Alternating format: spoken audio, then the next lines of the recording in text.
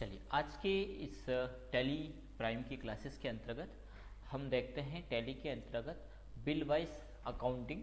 हमने पिछली क्लासेस के अंतर्गत पढ़ा था बिल वाइज अकाउंटिंग क्या है और इसका यूज़ कहाँ होता है।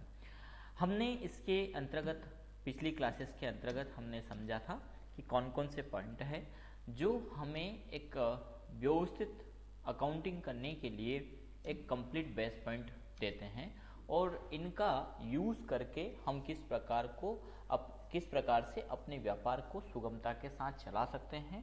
खास तौर पर जैसे कि हम चाहते हैं कि हमारा पेमेंट भी आ जाए, यानी पेमेंट भी हमारा खड़ा हो जाए और हमारी ग्राहकी की भी न बिगड़े, क्योंकि बाजार में ऐसे कई मामले आते हैं जब ग्राहक हमसे उधार मांगता है और पैसा कई मामलों में नहीं आता है, तो हम किस प्रकार से अकाउंटिंग फीचर्स का यूज़ करके और उसको आसान बना दें ताकि हमारे ग्राहकी भी बनी रहे और हमारा लेना देना जो है, जो पैसा है, वो भी समय समय पर आता रहे।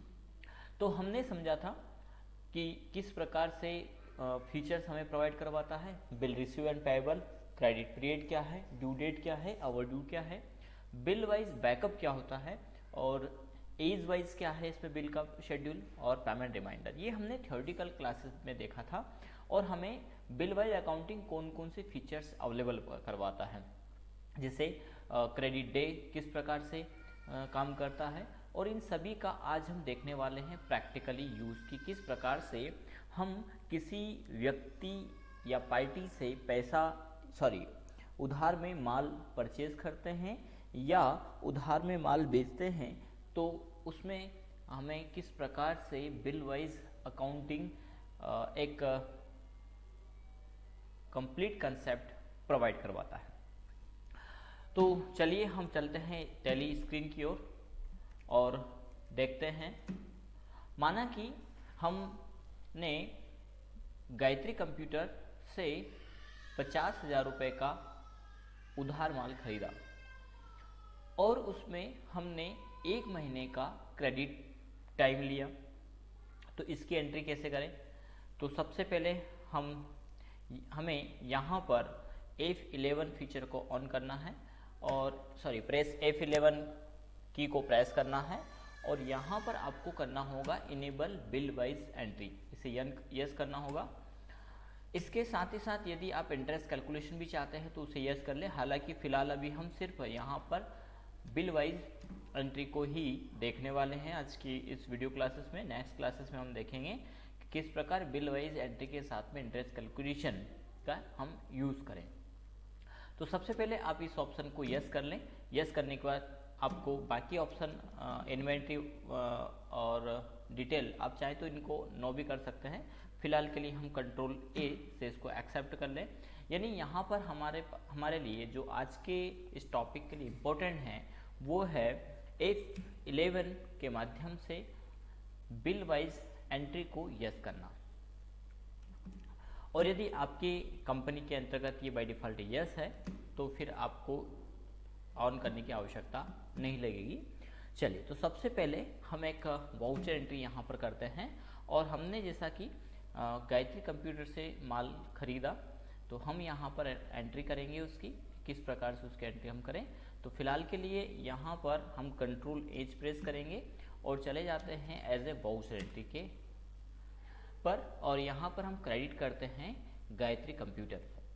तो यहाँ पर लेज़र नहीं है, अल्ट C से हम गायत्री कंप्यूटर का एक लेज़र बना लेते हैं और ये क्या है, तो ये हमारे सन्ड्री क्रेडिटर्स हैं।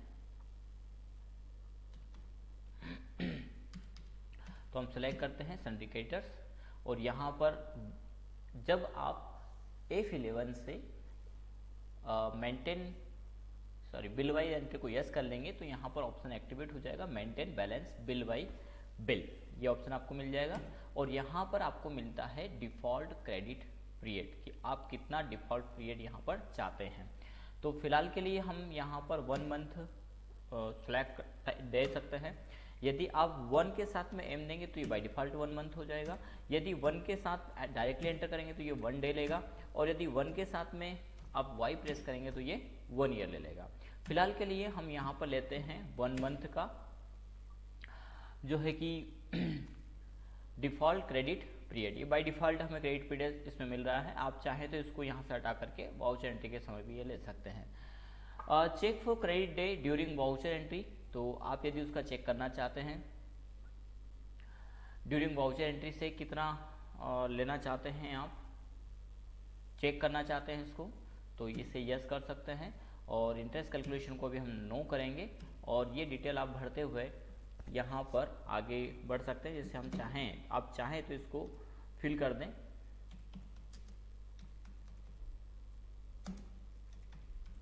जैसे हमने डाल दिया, और कंट्रोल ए से हम इसको एक्सेप्ट कर लेंगे। जैसे हमने कहा कि 50,000 का माल खरीदा, तो यहाँ पर 50,000 की एंट्री करेंगे। अब यहाँ पर देखिए ये ऑप्शन आ रहे हैं आपको। पहला ऑप्शन है यहाँ पर एडवांस, अगेंस्ट, न्यू और ओनक। जब आप एंट्री यहाँ पर करते हैं एडवांस पेमेंट में, कि आपने पहले ही कोई पेमेंट दे रखा है और उसमें आप यहाँ पर बिल सेटलमेंट एडवांस पेमेंट के मोड पर काम करना चाहते हैं, जैसे यहाँ पर ऑप्शन था हमारा एडवांस पेमेंट एडजस्टमेंट, तो यहाँ पर आप पहला ऑप्शन ले सकते हैं एडवांस पेमेंट एडजस्टमेंट। ठीक है, तो यहाँ पर एडवांस का ऑप्शन है। अगेंस्ट रेफरेंस में आप पहले से कोई रेफरेंस था किसी अमाउंट का बिल का, तो ये अगेंस्ट, ये हमें सेल में काम आएगा। और यदि हमें पहले से एडवांस नहीं दे रखा और हाल फिलहाल में ही हमने यहाँ पर नया उधार माल खरीदा है, तो हम सिलेक्ट करेंगे न्यू रेफरेंस। और यहाँ पर रेफरेंस में आप बिल नंबर दे सकते हैं, उसका नेम दे सकते हैं, रेफरेंस नेम। तो रेफरेंस नेम में हमने माना कि A101 का एक बिल नंबर यहाँ पर चढ़ा दिया, ये रेफरेंस नंबर चढ़ा दिया, जैसे हम कह दें। 1 मंथ का यहाँ पर क्या मिल रहा है हमें, ड्यू क्रेडिट लिमिट मिल रही है हमें। ठीक है, बाय डिफ़ॉल्ट यहाँ पर मिला हुआ है। यदि आप वहाँ पर नो कर देते तो यहाँ से भी आप इसको दे सकते हैं। एक बार को बता दें, जब हमने इसको वाउचर को बनाया था, यदि आप चाहें तो यहाँ पर इसको छोड़ भी सकते हैं और कंट्रोल ए से आप यहाँ पर एक्सेप्ट करेंगे। यहाँ पर हमने न्यू रेफरेंस लिया और यहाँ पर ये बता रहा है, तो यहाँ पर आप डाल दीजिएगा। जैसे 1 डाला तो 1 डे ले लेगा, और यदि आपने 1 के साथ में M टाइप किया है तो ये 1 मंथ ले लेगा। यानी अब आपको ड्यू डेट क्या मिल रहा है, तो ड्यू डेट मिल रहा है आपको 1 मई।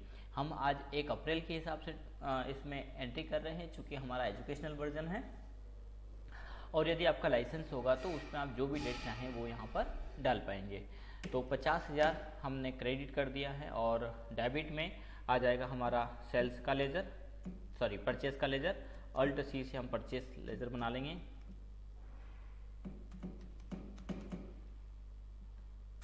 परचेस अकाउंट चला जाएगा हमारा परचेस में, और इसको हम कंट्रोल ए से एक्सेप्ट कर लेंगे। नेम ऑफ आइटम हमारी इन्वेंट्री नहीं है, तो 50,000 का हमने यहाँ पर माल खरीदा है। ये है हमारा 1 अप्रैल का। ठीक है, एक्सेप्ट कर लेंगे इसको। अब हम इस एंट्री को फिलहाल के लिए देख लेते हैं। तो इसके लिए आपको जाना है डिस्प्ले के अंतर्गत, अकाउंट बुक के अंतर्गत जाना है, और अकाउंट बुक के अंतर्गत यहाँ पर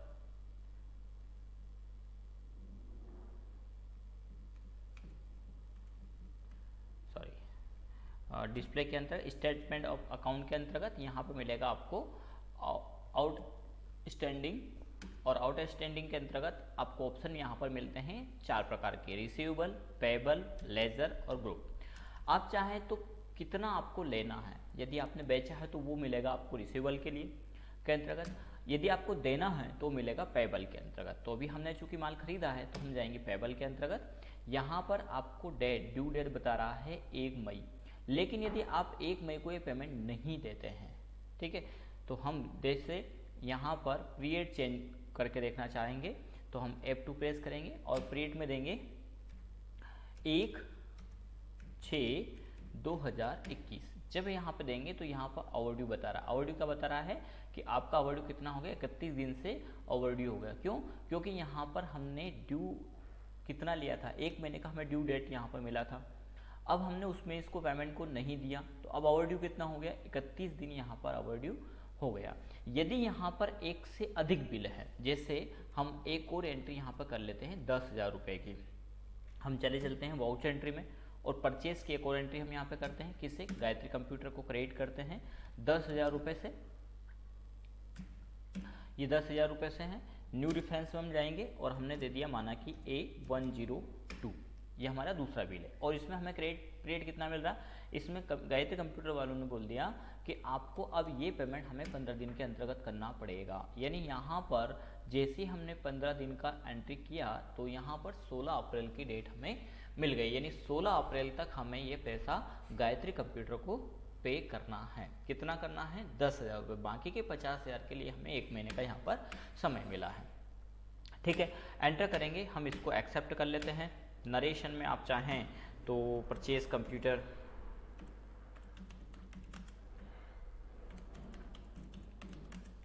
कितने कंप्यूटर आपने खरीदे, जब हम इन्वेंट्री करेंगे तो उसमें हम पूरा डिटेल लेंगे। अभी हम बिना इन्वेंट्री के वाउचर एंट्री के आधार पर बिल वाइज डिटेल देख रहे हैं।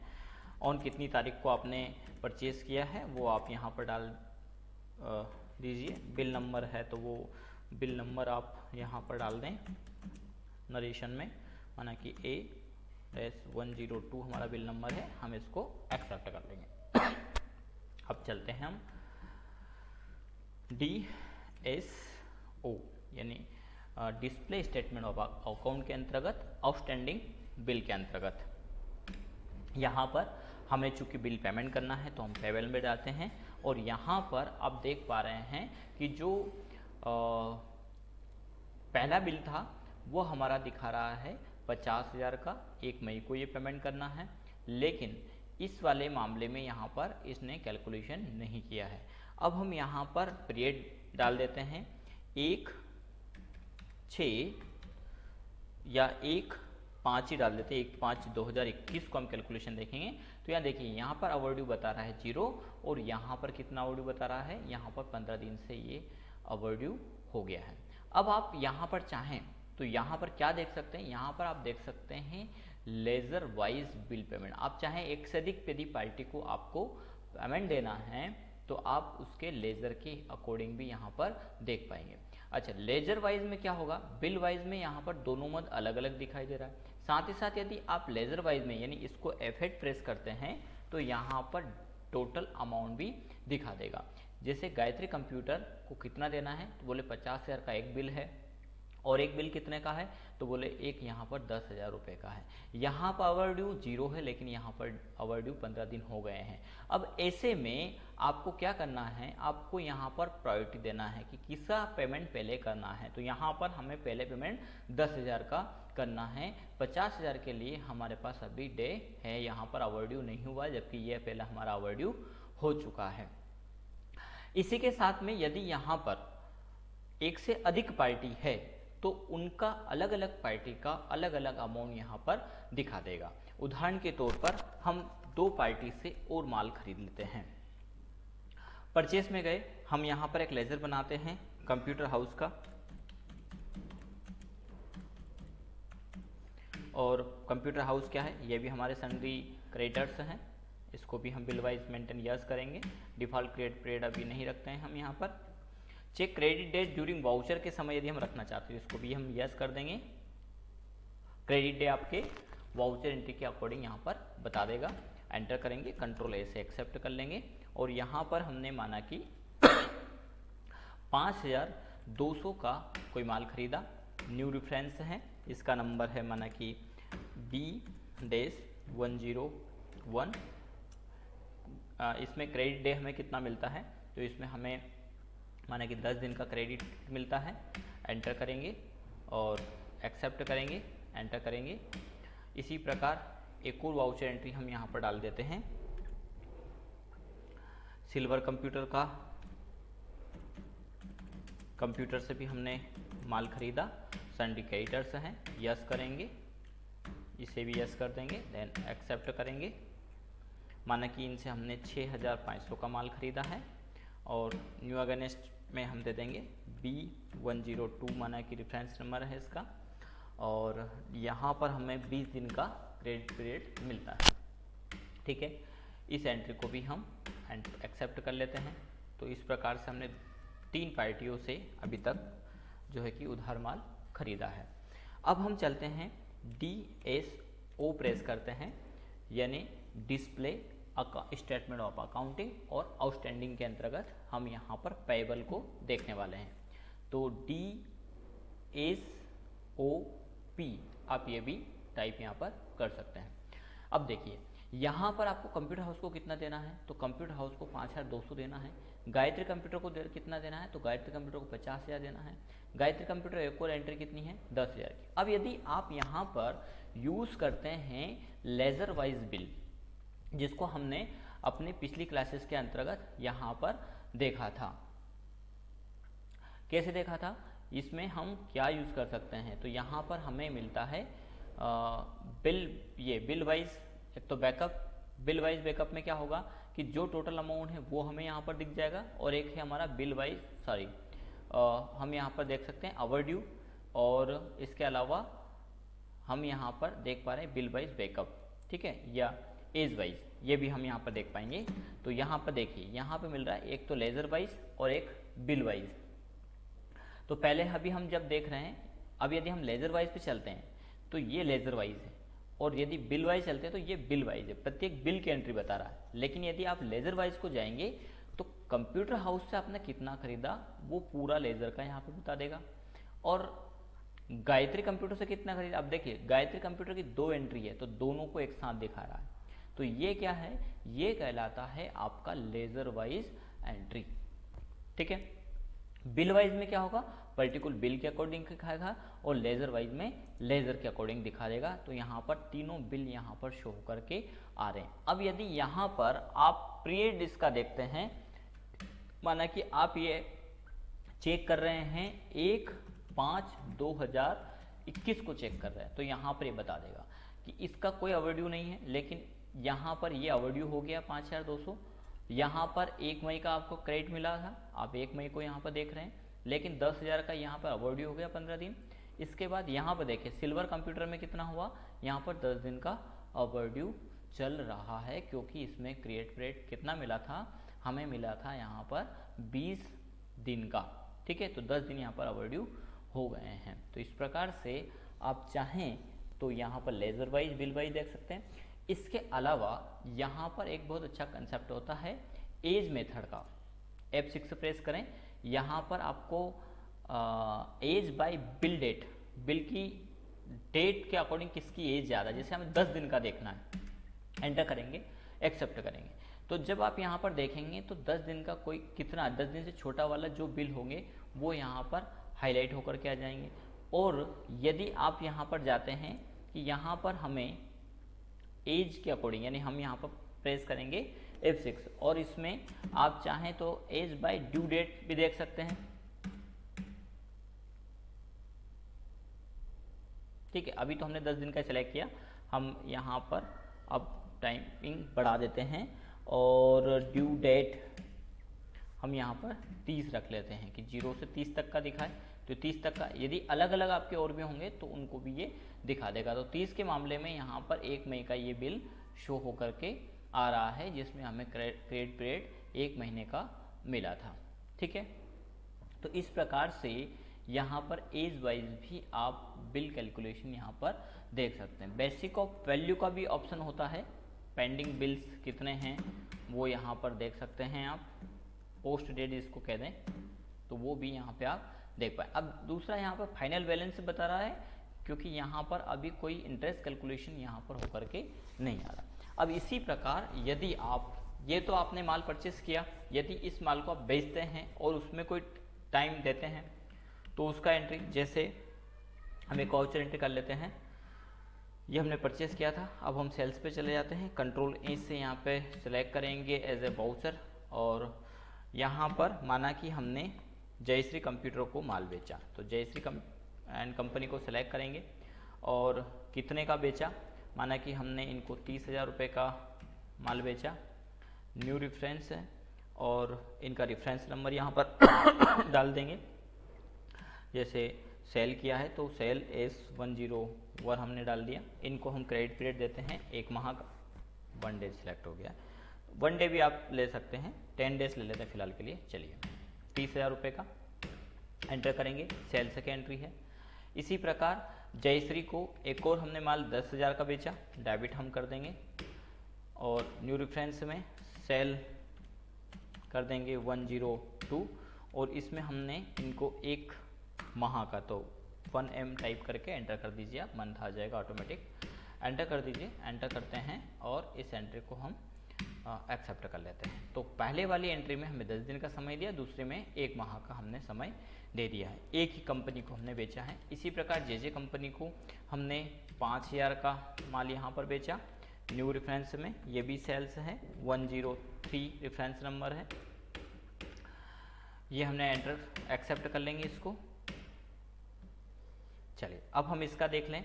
तो इसको देखने के लिए हम क्या करेंगे, वही DSO आउटस्टैंडिंग में अब हम चले जाएंगे रिसीवेबल में। अब जब आप रिसीवेबल में जाएंगे, देखिए पहले का भी कुछ अमाउंट यहाँ पर था 10,500 का और 12,500 का जयश्री को हमने बेचा था। इसके अलावा हमने एक और एंट्री यहाँ पर 30,000 की है। अब हम इसका क्रिएट पीरियड देखते हैं 1/5/2021 में। तो यहाँ पर दिखा देगा कि इस वाले जो 10,500 इसका क्रेडिट ड्यू ओवर ड्यू कितना हो गया 31 का, ये भी 31 से हो गया। लेकिन ये वाले मामले में 30,000 वाले में 20 दिन का हुआ, इनमें 31 दिन का ओवर ड्यू है और इनमें कितना है, इनमें हमारा 20 दिन का है। और यहाँ वाले मामले में बता रहा है 0 ओवर ड्यू, यहाँ पर ओवर ड्यू नहीं है। ठीक है, तो इस प्रकार आप बिल वाइज एंट्री को यहाँ पर देख सकते हैं। ये तो हुआ देखने वाला मामला। लेकिन यदि आप इन पेमेंट को पे करते हैं तो फिर ये कैसे काम आएगा। जैसे जयश्री एंड कंपनी ने का 31 का ओवरड्यू है पहले का 10,500, माना कि 10,500 इन्होंने दिए हैं। एक और चीज है कि ये जो पेमेंट है ये इनका ओपनिंग ओवरड्यू है। ओपनिंग ओवरड्यू इन सेंस क्या है, जैसे हम एक एंट्री करके देख लेते हैं, एक लेजर बनाते हैं, हम चले जाते हैं क्रिएट में और पिछले साल के जो पार्टियां हैं उन पार्टियों का जो क्लोजिंग था वो इस बार क्या हो जाएगा, ओपनिंग हो जाएगा। उदाहरण के तौर पर जैसे यहाँ पर जे कंप्यूटर है और जे कंप्यूटर, ये तो सेल के यहाँ, चलिए 12,000 रुपये जे कंप्यूटर लेना है। अब हमारे पास जे पहले से हैं तो हम कोई और नाम यहाँ पर फिलहाल के लिए ले लेते हैं। ठीक है, तो हम जया कंप्यूटर ले लेते हैं, जे की जगह हम चलते हैं। तो यहाँ पर लेजर क्रिएट करेंगे और लेजर में जया कंप्यूटर कंपनी था, हमने कंप्यूटर ले लिया। क्या है, सन्डी डेप्टर्स हैं और इनसे हमें 12,000 रुपये लेना है। ठीक है, तो यहाँ पर हम लेजर बनाएंगे और इनका क्रिएट पीरियड कितना है। यदि बाय डिफ़ॉल्ट 1 मंथ का है तो हम यहाँ पर सेट कर देंगे 1 मंथ को, एंटर करेंगे। एंटर से आगे बढ़ेंगे, यहाँ पर डिटेल आप चाहें तो दे सकते हैं। और जब यहाँ पर आप जाएंगे ओपनिंग बैलेंस में, तो यहाँ पर यदि इनसे पहले से ही 12,000 लेना है, क्योंकि ये पिछले मार्च का था, पिछले सेशन का था और 31 मार्च 2021 तक हमें 12,000 रुपये लेना है, तो इनका जो क्लोजिंग था वो हमारा इस सेशन में ओपनिंग हो जाएगा। तो ये हम यहाँ पर एंटर कर देंगे 12,000 रुपये 31/3 की डेट में इनका क्लोजिंग था, यानी ड्यू था अभी तक का। यहाँ पर रेफरेंस डाल देंगे हम, जैसे हमारा ओल्ड ड्यू है तो वो हम डाल देंगे, उसका रेफरेंस नंबर जो भी होगा वो डाल करके अब कितने का ड्यू डेट और क्रेडिट डेट अब कितना मिल रहा है। तो यदि ये पुरानी डेट है, क्योंकि ये तो पुरानी डेट है, तो यहाँ पर आप यदि नेक्स्ट उसका डालना चाहेंगे 1/5/2021, तो ये 1 मई का ले लेगा, एक्सेप्ट करेंगे और इसको यस कर लेंगे। ठीक है, अब हम इसका देखते हैं, क्योंकि हमने 1 महीने का क्रेडिट पीरियड और इनको दे दिया है। ठीक है, चलिए तो इसको हम देखें। तो इसके लिए DSO और इसके बाद रिसीवेबल यानी R को हम प्रेस करेंगे। ये जया कंप्यूटर की एंट्री यहाँ पर आ गई है और 1 मई का यहाँ पर ड्यू डेट इनका अब शो कर रहा है कि 1 मई तक ये दे देंगे। अब यदि 1 मई की अपेक्षा यदि हम 1 जून को देखते हैं तो ये बता देगा कि इनका ओवरड्यू कितना हो गया है, 31 दिन से हो गया है। और यदि ये 1 मई को पेमेंट दे देते हैं तो कैसे होगा इसकी एंट्री। तो इसके लिए हम वाउचर एंट्री में चलेंगे और पेमेंट की एंट्री करेंगे। अब हम रिसिप्ट की एंट्री हमें लेना है, क्योंकि रिसिप्ट की एंट्री करेंगे और यहाँ पर क्रेडिट करेंगे हम जया कंप्यूटर को कितने 12,000 रुपये से, ये 12,000 की एंट्री है। अब देखिए यहाँ पर हम सिलेक्ट करेंगे जो है कि अगेंस्ट रेफरेंस, और अगेंस्ट रेफरेंस में वो रेफरेंस नंबर हम यहाँ पर डाल देंगे। जैसे ओल्ड और हमने जो नंबर दिया था वो पूरा डाल दीजिएगा। इसमें हमने उस पर ध्यान नहीं दिया कि उसमें हमने दिया क्या था। चलिए एंटर कर देते हैं और हम इसके ओपनिंग में चले जाते हैं। हमने डाला था ओल्ड 101, ठीक है, एंटर कर देते हैं, एक्सेप्ट कर लेते हैं। अगेंस्ट में ओल्ड डाल करके डेज 101 यहाँ पर डालेंगे, एंटर करेंगे और हमारा डेबिट हो जाएगा केस अकाउंट, यदि केस इन्होंने किया है तो, ठीक है, ये एंट्री हो गई है। अब हम यहाँ पर टाइप करेंगे display statement of accounting outstanding के अंतर्गत, और ये था हमारा रिसीवेबल, तो आर प्रेस करेंगे। देखिए ऑटोमेटिक यहाँ पर जया कंप्यूटर का नाम हट गया है, बाकी का यहाँ पर डिटेल आ रहा है। तो इस प्रकार बिल वाइज अकाउंटिंग आपके लिए बहुत ही हेल्पफुल रहेगा टैली के अंतर्गत। तो आज हमने समझा बिल वाइज अकाउंटिंग, जिसके अंतर्गत हमने सेल और परचेस की कुछ एंट्री की। इसके साथ ही हम नेक्स्ट क्लासेस में समझने वाले हैं interest calculation with bill wise accounting. तो आज का वीडियो आपको कैसा लगा, लाइक करें, शेयर करें, और हमारे चैनल को यदि अभी तक आपने सब्सक्राइब नहीं किया है तो सब्सक्राइब करें, साथ ही साथ बेल आइकन को प्रेस करें ताकि, और बेल आइकन में भी ऑल नोटिफिकेशन को क्लिक करें ताकि सभी नोटिफिकेशन आपको समय समय पर मिलते रहें।